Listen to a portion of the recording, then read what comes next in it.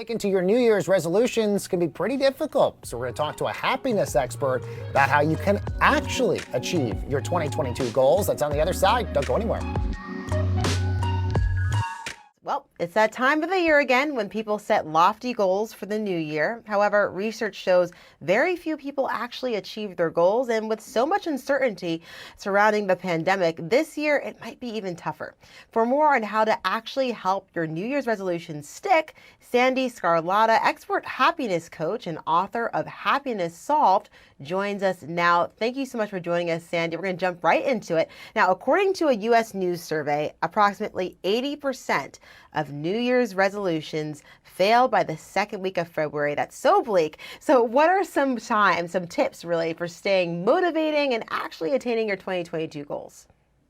Thank you, Ariel. I'm grateful to be here. So yes, the very first thing that people need to think about is creating a detailed plan.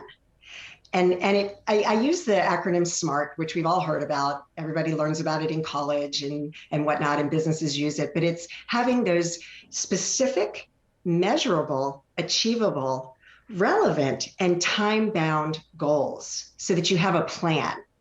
The next step is to really just get an accountability partner. Find somebody that you trust and somebody that will call you out and make sure that you're actually taking steps every single day to achieve those goals. The third tip is to attach your emotions to your goals. And I've been doing this for many, many, many years. Write yourself a letter, date it 12/31/2022, and tell yourself how amazing it feels that you've accomplished everything that you set out to accomplish. And by doing that, when you're attaching emotions to your goals, it's the quickest way to manifest it into reality. Next, there's all sorts of apps out there that you can download on your phone. I like to use Way of Life, and it helps you to keep on track with your goals. But a real simple tool is just set an alarm on your phone so that each day you're taking action to actually, move forward toward achieving those goals. And the last thing is to celebrate your wins. This is so important because every small step that you take toward achieving your goals needs to be celebrated because it's going to reinforce that positive behavior and help keep you on track.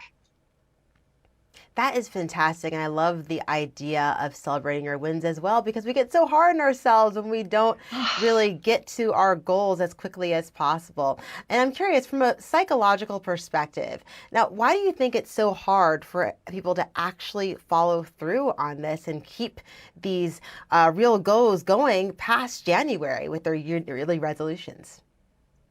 Well, I'm not a psychologist, so I can't give you that specific meaning. But what I can tell you is that most people, they just simply give up. Or what happens is they miss a day or they have a setback. And then what they do is they start criticizing themselves. They beat themselves up. So I really encourage you to be gentle with yourself. Talk to yourself as if you were speaking to a child that is upset, right? If you have a child that is upset, you're going to be gentle with them. You're going to be compassionate with them. So treat yourself the same way. And then just get right back on the horse and take action toward it. Because most people do not accomplish their goals because they're not taking action. Now, for some people who are actually taking some baby steps to having a few New Year's resolutions this year, what would you say are the most achievable 2022 resolutions that we can have on our list? Well, obviously it's very specific to the individual, but the most common New Year's resolution goal is to lose weight and to get in shape. So again, I go back to having a plan. So if your goal, and again, make it achievable. Having a goal of losing 50 pounds in 30 days is not achievable. So you need to make your goals achievable and say, okay, over the next 3 months, I'm going to attempt to lose 10 pounds. How are you going to do that? Are you going to, speak to a nutritionist and get on a good plan? And just taking those actions. And if it's about getting in shape, making sure that you're reminding yourself every single day to go to the gym or take a walk, do something enjoyable. You don't have to lift weights. I'm not one that lifts weights. You can have a dance party with yourself, but anything that's going to be a small step toward achieving that goal is what's important. And Sandy, last question. With so much uncertainty, in what ways has the pandemic actually made it harder for people to really stick to their New Year's resolutions? Well, it definitely has, because I think the mindset is what's really causing people not to achieve their goals. And regardless of what's going on in the world, external, right? Think about your own personal circumstances and think about ways in which you can shift your mindset into something that is more positive.